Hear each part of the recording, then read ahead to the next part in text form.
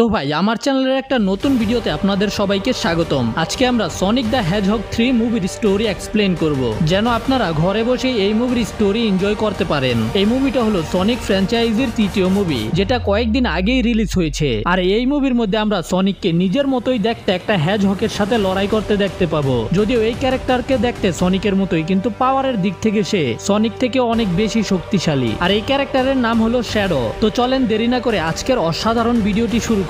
মুভির শুরুতে আমাদেরকে সমুদ্রের মাঝখানের একটা আধুনিক জেলখানাকে দেখানো হয়, যেটার ভিতরে আমরা দেখতে পাই সনিকের মতোই দেখতে একটা হেজহগকে বন্দি করে রাখা হয়েছে, সেটা অনেক কড়া সিকিউরিটির মধ্যে। সেখানে অনেক সৈন্য ছিল যারা সবসময় নজরদারি করে। আমরা জানতে পারি এই হেজহগকে এখানে 50 বছর ধরে বন্দি করে রাখা হয়েছে। আর এই 50 বছরের মধ্যে এই হেজহগ একবারও জেগে ওঠেনি। আর এখানে আমরা দেখতে পাই শ্যাডো হঠাৎ করে গতিবিধি করতে শুরু করে। শ্যাডোর নিজের কিছু স্মৃতি মনে পড়ে, যেখানে শ্যাডোর সাথে একটা মেয়ে ছিল আর তারা দুজন খুব ভালো বন্ধু। কিন্তু এই স্মৃতি মনে পড়ার পরেই বর্তমানে শ্যাডো মুভমেন্ট করতে শুরু করে আর ধীরে ধীরে তার জ্ঞান ফিরে আসছিল। এটা দেখার পরেই সব সোলজারেরা আধুনিক হাতিয়ার নিয়ে শ্যাডোর সামনে চলে আসে। তখন শ্যাডো নিজের চোখ খুলে আর কাজ ভেঙে বাইরে চলে আসে। সেকেন্ডের মধ্যেই শ্যাডো সবগুলো গার্ডকে পিটাতে শুরু করে, কারণ শ্যাডোর স্পিড অনেক বেশি ছিল। এই জন্য কোনো গার্ড শ্যাডোর সাথে লড়াই করতে পারছিল না। শুধু তাই না, ফাস্ট হবার সাথে সাথে শ্যাডো টেলিপোর্টও করতে পারে। গার্ডদেরকে পিটানো হয়ে গেলে শ্যাডো সেখান থেকে বের হয়ে টোকিও শহরের দিকে যেতে শুরু করে। এরপরে সিন শিফট হয় আর আমরা সনিককে দেখতে পাই নিজের ফ্যামিলির সাথে মজা করছিল, যেখানে সনিকের সাথে নাকালস, টেলস, টম এবং মেডি ছিল। আর এখানে তারা সবাই মিলে সনিককে একটা সারপ্রাইজ পার্টি দেয়, কারণ আজকে সনিক পৃথিবীতে এসেছে 1 বছর হয়েছে। এই জন্য তারা এটাকে সনিকের জন্মদিনের মতো পালন করে। এরপর জন এবং সনিক মিলে সনিকের গুহার মধ্যে আসে। এই গুহাটার মধ্যে সনিক আগে থাকতো যখন জনের সাথে দেখা হয়নি। সনিক এখানে লংনেক নামের পেঁচার একটা পেন্টিং বানিয়ে রেখেছে, যেটা দেখে সনিকের লংনেকের কথা মনে পড়ে, যেটাতে সনিক অনেক বেশি ইমোশনাল হয়ে যায়। এটা দেখে টম সনিককে সান্ত্বনা দেয়। তারপরেই আমরা আবার শ্যাডোকে দেখতে পাই, যে এই সময় টোকিও শহরে এসে পড়েছে। শ্যাডো এটা দেখতে পায় এখন 2024 সাল, যেটা দেখে শ্যাডো বুঝতে পারে সে 50 বছর বন্দী ছিল। এটা জানার পরেই শ্যাডো আগে থেকে বেশি রেগে যায়, কিন্তু তখনই সেখানে অনেকগুলো সোলজার আসে যারা শ্যাডোকে বন্দী করার চেষ্টা করে, যেটা দেখে শ্যাডো তাদের সবার সাথে লড়াই করতে শুরু করে। আবার সনিককে দেখানো হয় যেখানে সনিক অনেক মজা করছিল, কিন্তু ঠিক এই সময় সেখানে একটা হেলিকপ্টার আসে। হেলিকপ্টার থেকে একটা মহিলা অফিসার আর কিছু সোলজার বের হয়ে আসে।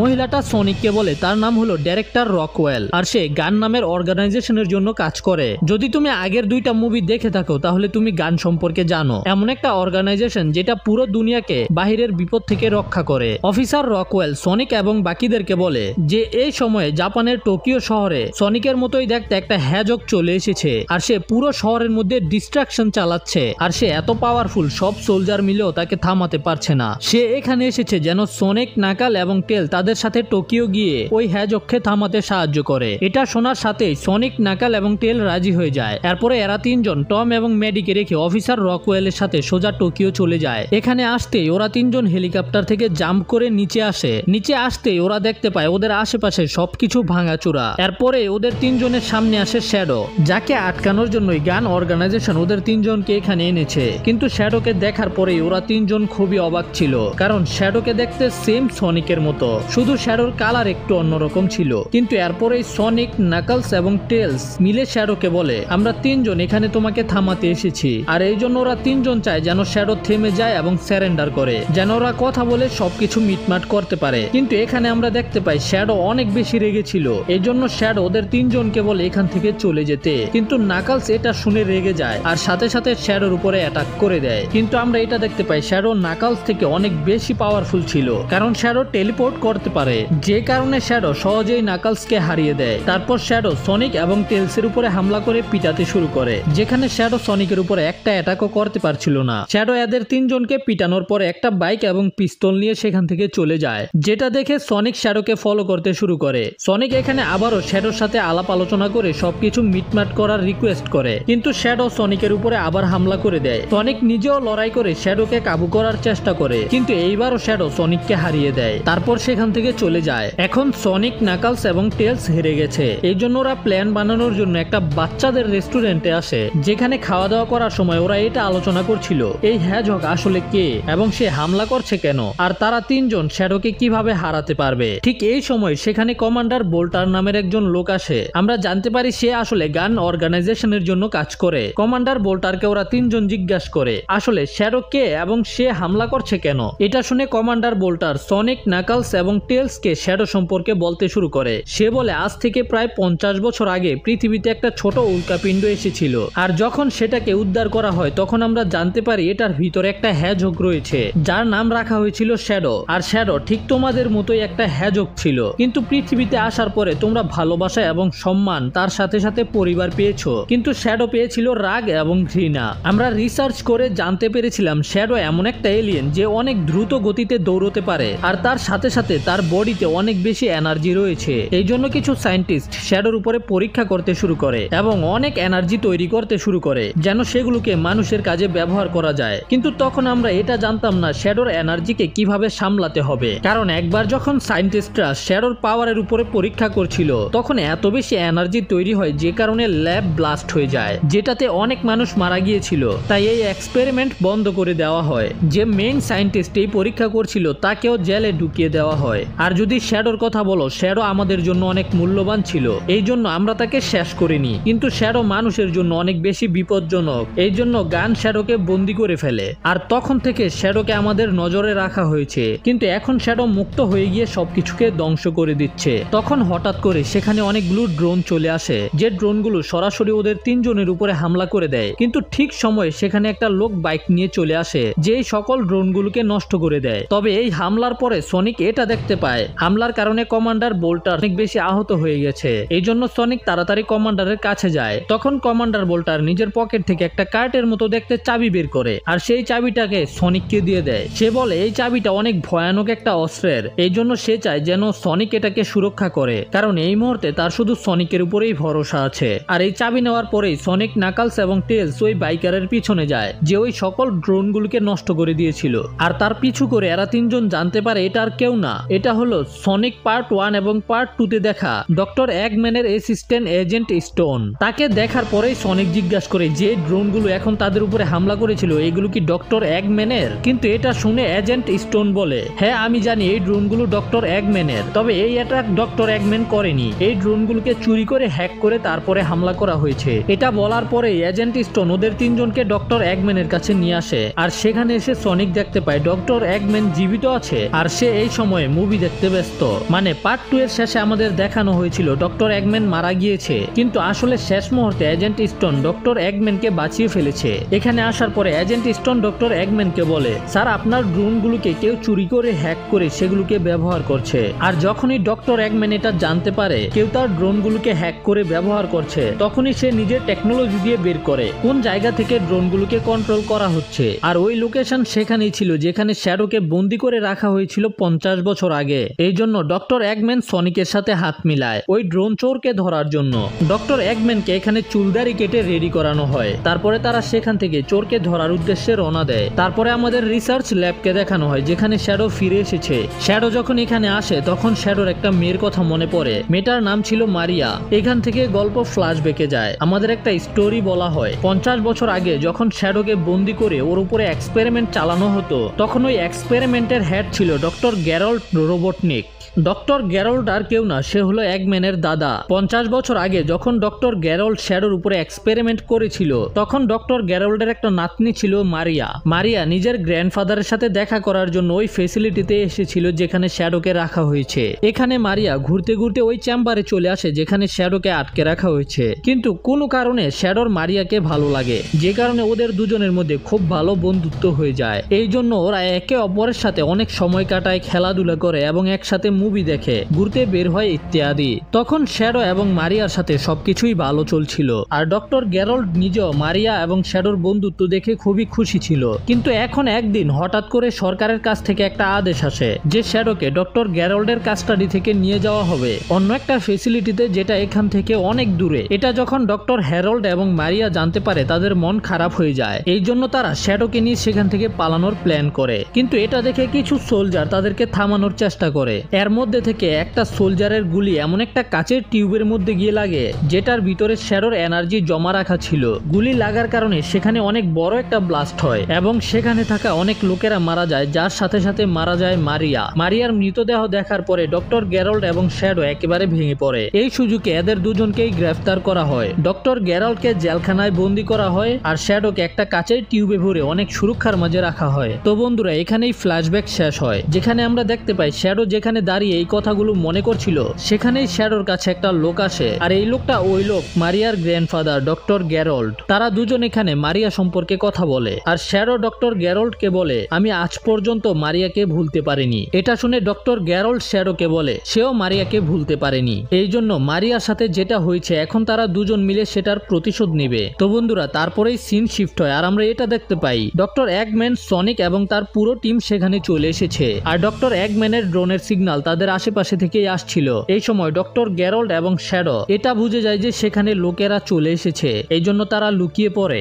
এখানে সনিক এবং বাকিরা যখন ভিতরে আসে ওরা আলাদা আলাদা হয়ে যায় যেন ওরা তাড়াতাড়ি করে ডক্টর এগম্যানের ড্রোনগুলোকে খুঁজে বের করতে পারে। কিন্তু এটার সুযোগে শ্যাডো এক এক করে সনিকের টিমের উপরে লুকিয়ে হামলা করে, যাদের মধ্যে এজেন্ট স্টোনও ছিল। আর শেষে ডক্টর এগম্যান নিজের ড্রোনগুলোকে খুঁজে পায়, কিন্তু সেখানে ডক্টর হ্যারল্ড এগম্যানের জন্য অপেক্ষা করছিল। ডক্টর গ্যারল্টকে দেখে এগম্যান বুঝতে পারে তার সামনে যে লোকটা দাঁড়িয়ে আছে তাকে দেখতে একদম তার মতোই। এখানে ডক্টর এগম্যানকে ডক্টর গ্যারল্ট বলে সে আসলে তার দাদাজি। আসলে ডক্টর গ্যারল্ট এগম্যানকে এখানে আনার জন্যই তার ড্রোনগুলোকে চুরি করেছে। এখন ডক্টর এগম্যান এটা জেনে যায় তার ড্রোনগুলোকে তার দাদাজি ব্যবহার করে, আর তার দাদাকে দেখতে পেয়ে ডক্টর এগম্যান খুবই খুশি ছিল। এরপরেই ডক্টর গ্যারল্ট নিজের সাথে ডক্টর এগম্যানকে নিয়ে আসে, যেখানে এগম্যান দেখতে পায় সেখানে শ্যাডো, সনিক, নাকলস এবং টেলসের সাথে সাথে এজেন্ট স্টোনকেও বেঁধে রেখেছে। সেখানে এসে ডক্টর গ্যারল্ট সনিকের পকেট থেকে ওই চাবিটাকে বের করে ফেলে যেটা কমান্ডার ওয়াল্টারোকে দিয়েছিল। তারপরেই ডক্টর গ্যারল্ট নিজের সম্পর্কে বলে। ডক্টর গ্যারল্ট বলে মারিয়ার মৃত্যুর কারণ হলো গান অর্গানাইজেশনের লোকেরা, আর তাদের কারণে শুধু মারিয়া মারা যায়নি, তার সাথে সাথে আমাকেও এত বছর জেলে রাখা হয়েছে। কিন্তু জেলের ভিতরে আমি একটা ভয়ানক হাতিয়ারের ডিজাইন বানিয়েছি আর সেটাকে গান অর্গানাইজেশনকে দিয়েছি বানানোর জন্য। এটা এমন একটা হাতিয়ার যেটা স্পেসে গিয়ে শুধুমাত্র একটা অ্যাটাক করেই পুরো পৃথিবীকে ধ্বংস করার ক্ষমতা রাখে। এখন গান অর্গানাইজেশন এই হাতিয়ার বানিয়ে নিজেদের হেডকোয়ার্টারে লুকিয়ে রেখেছে, তাই এখন আমি আমার অ্যাকোলিপস তাদের কাছ থেকে ছিনিয়ে নিব, তারপরে সেটা দিয়ে মারিয়ার মৃত্যুর প্রতিশোধ নিব। আর এই সবকিছুর পরে আমরা জানতে পারি ডক্টর গ্যারল্টের যে অ্যাকোলিপস সেটাকে চালু করতে দুইটা চাবির দরকার, যেগুলোর মধ্যে একটা চাবি কমান্ডার বোল্টারের কাছে ছিল যেটা সে সনিককে দিয়েছে, আর এখন ডক্টর গ্যারল্ট সনিকের কাছ থেকে সেটা নিয়ে নিয়েছে। তার এখন শুধু দ্বিতীয় চাবিটার দরকার, কিন্তু বন্ধুরা সেটা লন্ডনের গান অর্গানাইজেশনের হেডকোয়ার্টারে অনেক কড়া সিকিউরিটির মধ্যে রাখা আছে। কিন্তু ডক্টর গ্যারল্ট বলে সে এখন শ্যাডো এবং এগম্যানের সাহায্যে ওই চাবিকে নিয়ে আসবে আর গান অর্গানাইজেশনের কাছ থেকে মারিয়ার। তাছাড়া ডক্টর এগম্যান বলে তাদের কারণেই ডক্টর গ্যারল্টকে এতদিন জেলে থাকতে হয়েছে, যে কারণে ডক্টর এগম্যান তার দাদার আদর পায়নি। তারপরেই ডক্টর গ্যারল্ট এগম্যান এবং শ্যাডোকে নিয়ে সেখান থেকে চলে যায়। তবে যাওয়ার আগে তারা সেখানে একটা ছোট বলকে ছুঁড়ে মারে যেটা আসলে একটা মিনি ব্ল্যাক হোল ছিল, যে কারণে সেটা আশেপাশের সকল জিনিসকে নিজের দিকে টানতে শুরু করে, যেগুলোর মধ্যে ওরা তিনজনও ছিল। যদি ওরা ব্ল্যাক হোলের ভিতরে চলে যায় তাহলে ওদের সাথে কি হবে সেটা আল্লাহ জানে। কিন্তু ব্ল্যাক হোলের ভিতরে যাওয়ার আগেই তারা তাদের সামনে একটা রিংকে ছুঁড়ে মারে যেটা থেকে একটা পোর্টাল ওপেন হয়, আর ওরা পোর্টালের বাইরে দেখতে পায় মিনি ব্ল্যাক হোল আশেপাশের সব জিনিসগুলোকে গিলে ফেলেছে। তারপরেই সনিক, নাকলস এবং টেলস এটা ডিসাইড করে। এই সময় ডক্টর গ্যারল্ট, এগম্যান এবং শ্যাডো যেটা করতে চাইছে তাদের সেটা করার আগেই তাদেরকে থামাতে হবে। এই জন্য ওরা তিনজন টম এবং ম্যাডিকে সব ঘটনা খুলে বলে। এতে ওরা পাঁচজন মিলে ডিসাইড করে ওরা লন্ডনে যাবে আর গানের হেডকোয়ার্টার থেকে ডক্টর গ্যারল্টের আগে ওই চাবি চুরি করে নিয়ে আসবে, যেন ডক্টর গ্যারল্ট এবং শ্যাডো ওই চাবি খুঁজে না পায়। কিন্তু গানের হেডকোয়ার্টারে ঢুকা এত সহজ ছিল না, কারণ সেটা চারিদিক থেকে লেজার শিল্ড দিয়ে সুরক্ষিত করা। তার সাথে সাথে এটার ভিতরে আরো কত সিকিউরিটি আছে কে জানে। এই জন্য টেলস আইডিয়া বের করে যে সে টম এবং ম্যাডিকে রূপ পাল্টে গান হেডকোয়ার্টারের ভিতরে পাঠাবে, আর টম এবং মেডি ভিতরে গিয়ে সেখানকার সার্ভার রুমে একটা ইউএসবি ড্রাইভ ইনসার্ট করবে, যেটা দিয়ে টেলস লেজার শিল্ডকে খুলতে পারবে এবং ভিতরের সিকিউরিটিকে হ্যাক করতে পারবে।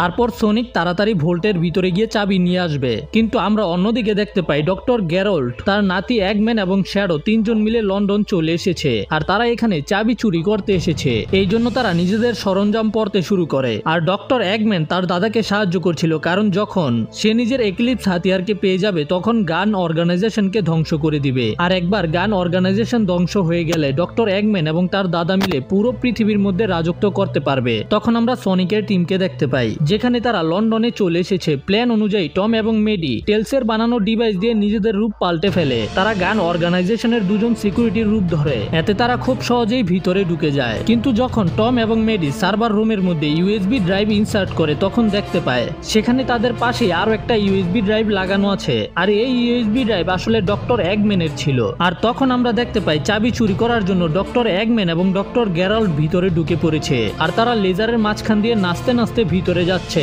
কারণ ডক্টর এগম্যানের কাছে এমন স্যুট ছিল যেটা লেজারে কিছুই হয় না। তখন টেলস সিস্টেমকে কিছু সময়ের জন্য হ্যাক করে শিল্ডকে ডিঅ্যাক্টিভেট করে, আর এই সময়ের মধ্যেই সনিক হেডকোয়ার্টারে ঢুকে পড়ে। এইভাবে সনিক ডক্টর এগম্যান এবং গ্যারোল্ডের কাছে পৌঁছে যায়। কিন্তু যখন তারা চাবি নেওয়ার জন্য সামনে এগিয়ে যায়, ঠিক তখনই ভিতরের অ্যান্টি গ্র্যাভিটি সিকিউরিটি সিস্টেম চালু হয়ে যায়। আর এই সিস্টেমকে রকওয়েল অ্যাক্টিভ করেছে। সে ভিতরে এসে চাবি নিয়ে নেয়, আর তার লোকেরা টম এবং মেডিকেও ধরে ফেলেছে। যখন সবাই আটকা পড়ে যায়, তখন সনিক নাকালকে প্ল্যান বি শুরু করতে বলে, যেটা শুনে নাকালস সবকিছু ভেঙে ভিতরে চলে আসে। নাকালসের ভাঙচুরের কারণে সবাই সিকিউরিটি সিস্টেমের মধ্যে আটকা পড়ে যায়। তখন উপর থেকে কিছু রড এবং কংক্রিট টম এবং ম্যাডির উপরে পড়তে শুরু করে, কিন্তু সনিক নিজের অ্যান্টি গ্র্যাভিটি থেকে মুক্ত হয়ে ওই কংক্রিট পড়ার আগেই ভেঙে ধ্বংস করে ফেলে। এতে সিকিউরিটি সিস্টেম বন্ধ হয়ে যায়। সিকিউরিটি সিস্টেম বন্ধ হতেই রকওয়েল চাবি নিয়ে বাইরে চলে আসে। সে চাবি নিয়ে বাইরে আসতেই কমান্ডার বোল্টারকে দেখতে পায়। সে রকওয়েলকে বলে আমি বেঁচে আছি, যেটা বলে সে তার কাছ থেকে চাবি নিয়ে নেয়। চাবি নেওয়ার পরে আমরা জানতে পারি এটা কমান্ডার বোল্টার না, এটা তো হলো টম। কিন্তু টমের কাছ থেকে চাবি নেওয়ার জন্য তখন সেখানে শ্যাডো চলে আসে। কমান্ডার বোল্টারকে দেখার পরে শ্যাডো অনেক রেগে যায় আর তার উপরে হামলা করে দেয়। কিন্তু পরে শ্যাডো দেখতে পায় যার উপরে সে হামলা করেছে সেটা কমান্ডার বোল্টার না, এটা তো টম। এখন টমকে এই অবস্থায় দেখে সনিক প্যানিক করতে শুরু করে। সনিক শ্যাডোকে বলে তুমি আমার পরিবারকে আঘাত করেছো। এতে শ্যাডো বলে আমার সাথেও ঠিক এটাই হয়েছিল।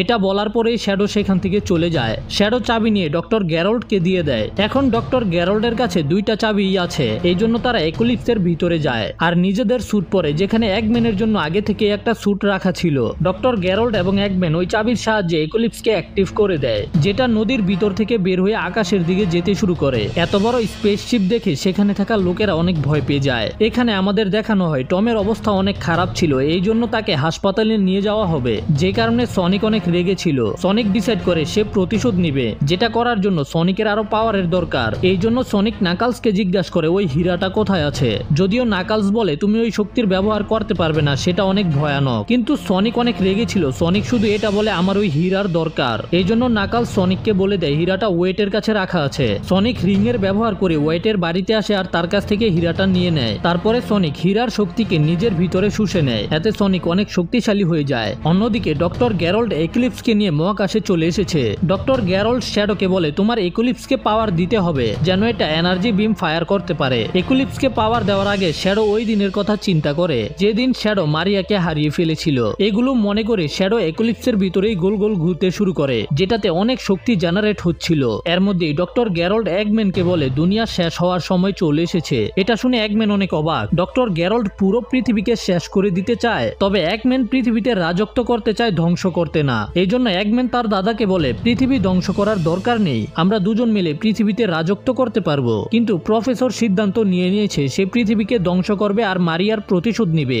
ডক্টর গ্যারোল্ড একুলিপসের মধ্যে একটা টাইমার চালু করে দেয়, এই সময়ের পরে ফায়ার করা হবে। ঠিক এই সময়ে সনিক অনেক গতিতে সেখানে আসে আর শ্যাডোর উপরে হামলা করে দেয়। সনিক বলে আমি তোমাকে ছাড়বো না, তুমি আমার পরিবারকে কষ্ট দিয়েছো। এতে শ্যাডো বলে এখন বুঝতে পারছো পরিবারকে হারানোর দুঃখ কেমন হয়, তোমার মতো আমিও আমার পরিবারকে হারিয়েছি, এই জন্য আমি প্রতিশোধের আগুনে ধাউ ধাউ করছি। এটা বলার পরেই শ্যাডো সুযোগ পেয়ে সনিকের উপরে হামলা করে দেয়, যে কারণে সনিকের শরীর থেকে সবগুলো হীরা বের হয়ে বাইরে চলে আসে। দুজন একসাথে ওই হীরাগুলোকে পাওয়ার জন্য ঝাঁপিয়ে পড়ে। পরে আমরা জানতে পারি কিছু হীরার পাওয়ার সনিক পেয়েছে আর কিছু হীরার পাওয়ার শ্যাডো নিয়ে নিয়েছে, যে কারণে শ্যাডো আগে থেকে অনেক বেশি পাওয়ারফুল হয়ে গেছে। এরপরে শ্যাডো এবং সনিকের লড়াই হয়, যেটা অনেক সময় ধরে চলতে থাকে। এদিকে একুলিপসের ভিতরে ডক্টর এগম্যান নিজের দাদার সাথেই লড়াই করতে শুরু করে, কারণ সে পৃথিবীকে ধ্বংস হতে দিতে চায় না। আর এদের দুজনের ফাইট খুবই ফানি ভাবে চলতে শুরু করে। এদিকে সনিক যখন রেগে গিয়ে শ্যাডোর উপরে হামলা করে, তখন শ্যাডো সোজা গিয়ে চাঁদের মাটিতে পড়ে আর শ্যাডোর ভিতরে যে হীরার পাওয়ার ছিল সেগুলো শেষ হয়ে যায়। এই মুহূর্তে সনিক শ্যাডোর উপরে হামলা করে শ্যাডোকে শেষ করে দিবে, কিন্তু তখনই সনিকের টমের কথা মনে পড়ে, যে কারণে সনিকের রাগ শান্ত হয়ে যায়। সনিক শ্যাডোর উপরে হামলা করে না, শ্যাডোকে বলে আমি তোমার উপরে হামলা করব না, কারণ আমি তোমার মতো না। তুমি মারিয়াকে হারিয়ে ফেলেছো, কিন্তু মারিয়ার স্মৃতি এখনো তোমার মধ্যে জীবিত আছে। আছে, তুমি এটার সাজা পুরো দুনিয়াকে দিতে পারো না।